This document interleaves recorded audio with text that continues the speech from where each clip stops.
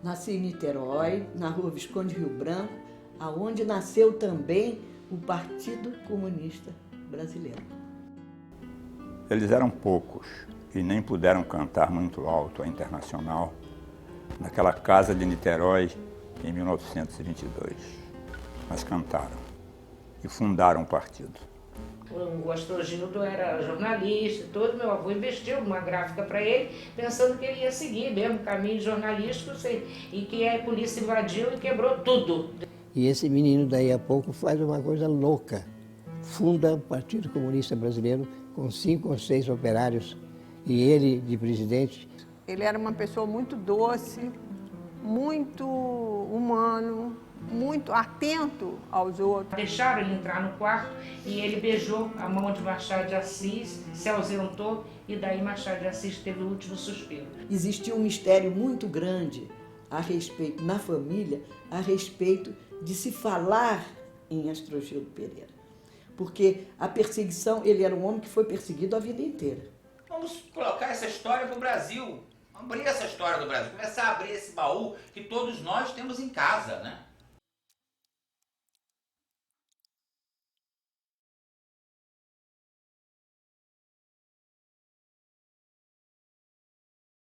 No Rio de Janeiro tinha a sede onde era o partido. Eles se encontravam, os intelectuais, as lideranças operárias, todos se reuniam nessa sala. E quando houve uma perseguição, uma batida lá, antes que houvesse essa batida, eles voltaram para fazer as reuniões lá em Niterói, que era a casa do pai dele, que foi feito durante muitos anos, naquelas salas da frente que eram mais reservadas, eram 2 salas grandes na frente, e lá eram feitas as reuniões do partido. Foi uma casa muito grande e os filhos casavam, sempre tinham a chance de fazer o princípio de vida começando lá nessa casa. Depois cada um foi tomando o seu rumo. Mas era uma casa muito grande, que eu lembro muito bem, e teve até pouco tempo, a coisa de uns 8 anos, que ela foi derrubada, uma pena. E Astrogildo era uma criatura muito sensível à família. Tanto é que eu tinha, até casar, depois de casar, assumiram livros de história, porque ele sempre nos aniversários, Natal e tudo, ele procurava dar livros de história. A gente até às vezes se sentia, porque criança gosta de brinquedo. Ele dizia, não, o melhor presente é a leitura. E quando ele fez aquele pequeno Partido Comunista dele, era para ensinar a gente, para educar a gente. Não só ensinar a ler, mas ensinar a raciocinar. Porque sem ler você não raciocina. Eu devia ter 12 para 13 anos e tinha uma conta de livros na Editorial Vitória. Sempre que eu ia lá, ele estava lá. E nessa época, eu, como toda adolescente menina, só gostava de romance Água com Açúcar. Aí eu ia fazer 13 anos, então quando era mês de aniversário eu tinha direito a um pouco mais de livro, não um só, mas um pouco mais. Aí ele falou, você não queria ler uma coisa mais interessante do que esses livros que você costuma ler? Eu fiquei assim, pode ser, por quê? Não, peraí, que eu vou escolher um livro para você. E escolheu O Tempo e o Vento, do Érico Veríssimo. Não, o Astrogildo é um exemplo, né? Como minha avó também é um grande exemplo dentro da nossa família. A gente foi criado, talvez, com esse fantasma, mas com esse exemplo, né? Seguir a dignidade, o estudo, a responsabilidade. Porque muita gente pensa que o Gildo era uma pessoa humilde. Não, ele estudou no melhor colégio, que antigamente era o Colégio de Friburgo, onde os filhos dos grandes, que ele era chamado Coronel Ramiro Pereira, aquele tempo dos coronéis ainda. Ele estudou em Friburgo, um colégio de padres, inclusive. Agora, ele sempre foi muito de leitura, gostava muito de ler. E tinha uma influência muito grande, uma paixão louca. Todo mundo fala por Machado de Assis. Aos 18 anos ele já tinha lido quase que a obra toda de Machado de Assis. Eu só descobri que ele era uma pessoa que entendia de literatura, que, sabe, que escreveu sobre Machado de Assis muito tempo depois, quando eu já não tinha mais nenhuma convivência. É incrível, porque ele era tão modesto ao mesmo tempo que ele não alardeava nada disso, sabe? Era uma coisa incrível. Eu era crítico literário do Globo há mais de quase 60 anos. Fazia uma coluna chamada Porta de Livraria, que saía todos os dias. E um belo dia chegou uma pessoa que disse que queria viver, chamava-se Assunção Pereira. Ele veio e sentou-se ao lado da minha mesa e eu disse, eu o conheço de nome, tenho muito prazer em conhecer também. Ele disse, não, eu vim aqui porque o senhor escreveu sobre Machado de Assis e citou meu nome. Eu digo, mas é claro, falando sobre a morte de Machado, tem que citar o seu nome. Eu lembro que ele falava sempre da paixão que ele tinha pelo Machado, pela admiração, não é paixão, mas assim, pela admiração que ele tinha pelo Machado de Assis. Tá? E ele contava com muito orgulho isso, de que ele tinha ido lá poucos minutos antes dele morrer, que ele soube e foi lá. Então era uma sensação que ele levaria para o resto da vida. Daquele homem fantástico, ele tinha uma admiração profunda, e ele ter ido lá poucos minutos ainda com vida, ele deu a mão, beijou a mão dele e ele sorriu.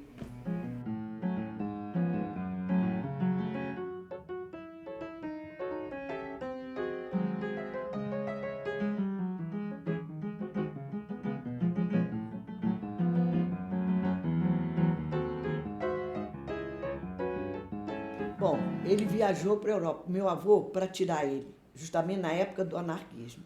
Pelo que eu sei, ele disse, não, vou mandar esse menino retirar daqui, vou mandar ele para, já era rapazinho, mandar ele para a Europa. Vamos ver, foi a Paris, foi para a Alemanha, mas aí já existia lá esse movimento. De lá ele já voltou com ideias bem formadas.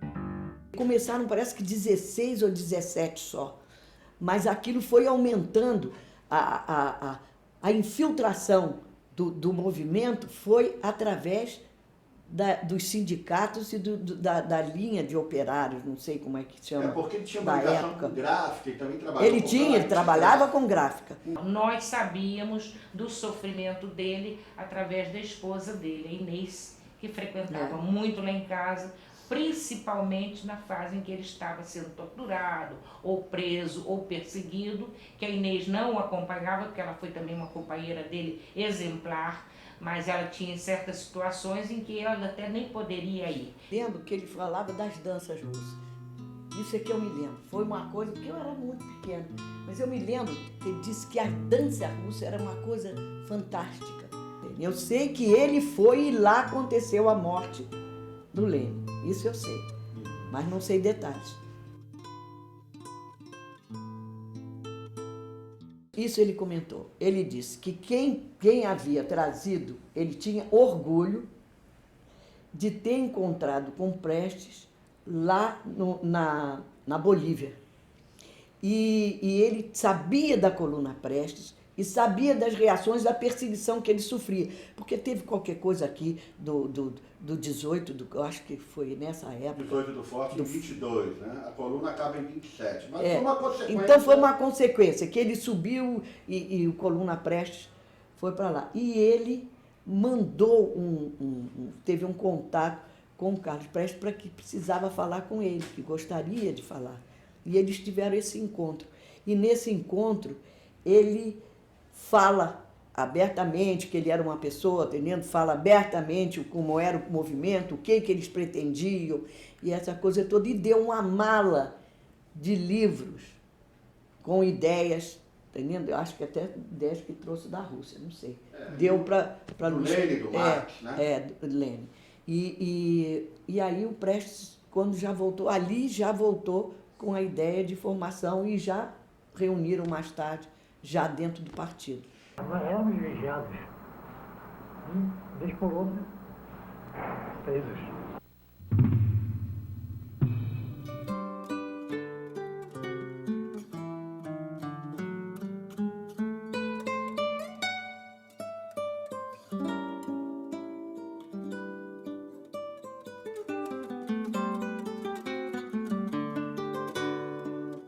Niterói, que tem a saída da ponte, tinha um mercado grande, que era o mercado municipal. Lá meu avô tinha uns depósitos de banana ali também.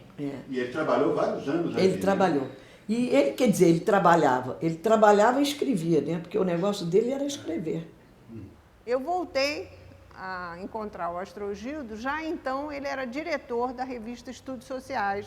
Aí ele disse, tem algum artigo que você acha que valeria a pena colocar na revista? Eu falei, olha, tem um artigo que eu acho sensacional que se chama Os Fins Não Justificam os Meios.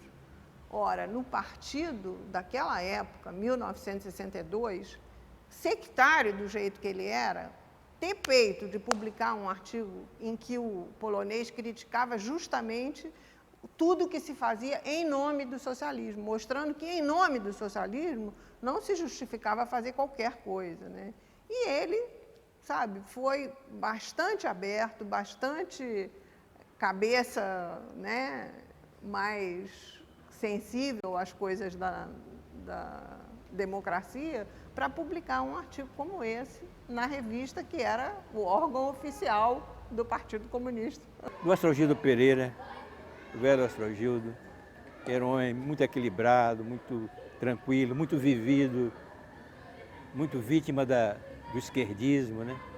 Tanto que ele, sendo um dos fundadores do partido, nessa segunda ascensão do partido, ele nunca foi membro efetivo do Comitê Central, foi sempre colocado como suplente, né? Não tenho muita noção, não, dessa época do Juscelino, mas eu sei que várias vezes nós íamos, ele já morava na Rua do Bispo, nós íamos, enquanto eu ia com minha mãe, lá para visitá-lo, e era muito mais liberal, porque a casa dele tinha 4 quartos, os quartos eram biblioteca, ele só usava um quarto, a sala e a cozinha e o banheiro. O resto tudo era livro, que eu não sei, aliás, onde é que foram parar esses livros, porque eu vi dizer livros e ele tinha muita coisa dada por esses grandes nomes aqui, que existiam aqui, de Cavalcante, e Oscar Niemeyer, e por aí afora. O pessoal que eu dei partido era todo ótimo. A maioria, gente boa, tinha posto tudo de lado para brigar, para mudar a coisa. É fantástico. Muito amigo, Sr. Gildo. Eu me lembro do comício que nós fizemos ali pelo castelo. Eu cheguei no palanque e o Sr. Gildo me disse, Oscar, você vê, não quiseram que a gente fizesse ali no aterro, e essa noite fantástica. Quando ele falou assim, começaram o tiroteio, né? Eu me lembro que todo mundo correu, não tinha outra solução. Eu fui parar no aeroporto, né? Nós entramos, eu disse, vamos entrar de táxi, não vamos falar nada. Deixa comigo que eu dou um jeito. Vamos passar pelo guarda, pela guarita e vamos em frente. Aí eu disse, olha, antes de qualquer coisa, espera aí que eu vou saber, eu quero ir no banheiro. E o guarda ficou assim, nós entramos e conseguimos falar com ele, tá? A senhora despistou um pouco? Despistei o bar. Mas ele bateu o maior papo, ficou tão contente de nós. Não parecia que aquele homem tinha sofrido já tanto na mão da polícia. Agora, lá eu acho que ele não foi mais sacrificado porque o Lacerda não deixou. Isso é importante, que ele disse mesmo, não, nós aqui estamos a proteção do Lacerda. E eu era contra o Lacerda, mas isso daí a gente não pode negar. E a Inês, chegou a visitá-lo? Bom, a Inês foi, naturalmente que foi. Mas ela também, nessa fase, ela se separou um pouco, tá entendendo? Porque ela também tinha medo de comprometer a gente, engraçado. Agora, uma coisa eu vou dizer, depois disso, quando ele já estava no hospital, o que fizeram na casa dele, eu fui com Vandinha, uma outra prima. Nós fomos lá e eu fiquei horrorizada. A casa dele, a porta, porque era num sobrado, entrava uma porta, era uma escada e a casa era em cima. Aquelas de madeira toda lacrada. Agora, teve também, agora o outro fato que você perguntou foi sobre do arquivo. Ah, bom, isso daí foi outro. Meu vizinho era o João Saldanha, morava no primeiro andar. Eu era muito amiga da mulher dele e nós estávamos sempre juntas e tal. E um belo dia, quando houve uma invasão, ele trabalhava na última hora, João Saldanha. Ele telefonou para a mulher e disse, olha, você deu a polícia aqui na última hora, eu tive que pular do primeiro andar para poder fugir. Vou ficar fugido e você pega, é possível que eles deem uma batida aí no apartamento. Então você pega todos aqueles documentos que estão em cima do quarto de empregado e leva lá para a Norma. Tudo que tiver lá, você tira e leva para lá. Eu aqui morando no quarto andar. Então nós levamos à noite, eu, ela e a minha mãe, que ainda vivia nessa época, subindo e descendo pela escada para pegar todo o material, para que ninguém acordasse, que nem visse, para poder guardar aqui o material. Que depois, passados uns tempos, ele veio buscar e disse que ia mandar. Agora, parece que depois ele mandou, eu não tenho muita certeza absoluta se foi ele que me falou que esses documentos estavam na Itália.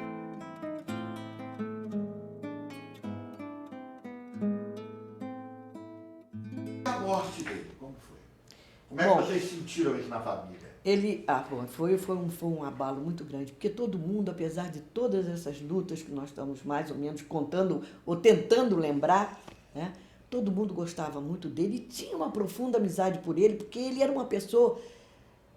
Ele era assim... Muito carismático.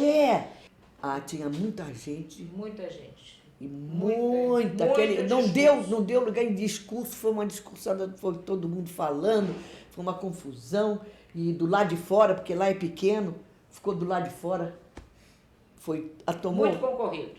Muito. Foi até uma forma das pessoas dizerem não ao golpe, né? Nós estamos aqui solidários.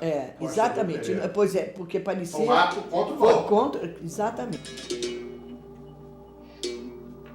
É o seguinte, que eu tinha receio e a muito poucas pessoas eu revelo que eu sou sobrinha da Astrogildo Pereira. É jovem, a história é muito recente ainda, por mais que se diga, isso ocorreu há 30, 40 anos.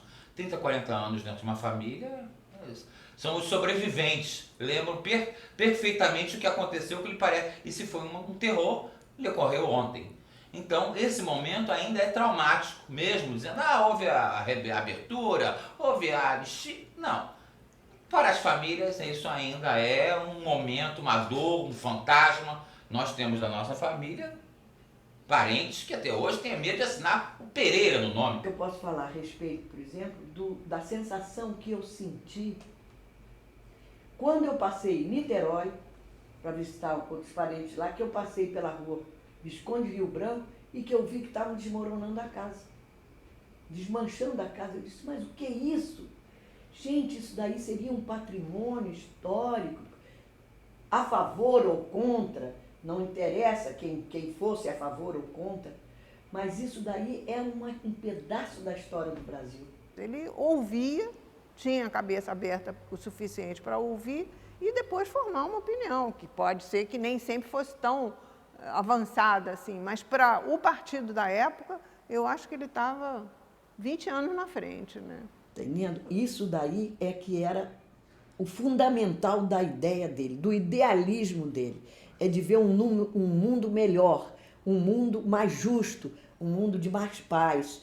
Isso é que ele demonstrava passar para a gente. E ele representava o quê? O brasileiro puro. Desde o começo, quando praticamente se ajoelhou diante do corpo morto de Machado de Assis, ele era o brasileiro puro e continuou sendo o brasileiro puro pelo resto da vida. Porque nós morávamos em frente ao Palácio do Governo, na Presidente Pedreira. Acontece que, de repente, houve uma confusão e descobriram que ele estava lá, na Presidente Pedreira, na nossa casa, Bastrogildo. Então, esse namorado da tia Menina, que eu chamo tia Menina, a mãe dela, tia Menina, chegou e avisou para ela, olha, a polícia vai bater aí, atrás do seu irmão. Isso em Rio Bonito ou Niterói? Em Niterói. Não foi em Rio Bonito, foi em Niterói. E aí foi aquela confusão, ele pulou o muro, foi para a casa de um vizinho que se dava muito bem com ele. Eu era pequenina, me meti dentro do seio, porque veio a polícia aí, eu fiquei apavorada. Zizinha, que foi a mãe de criação do meu avô, que morava conosco, era velhinha, entendendo? E disse, fica quieta aí. Me botou dentro de um cesto e eu fiquei quieta dentro do cesto de roupa. Isso daí ainda me lembro muito bem. E ainda uma hora que eu quis levantar, porque os homens passaram para abrir a porta, não sei o quê, e que eu levantei a cabeça assim, e ela, abaixa. E eu aí fiquei apavorada lá, porque nós depois viram tudo e foi embora.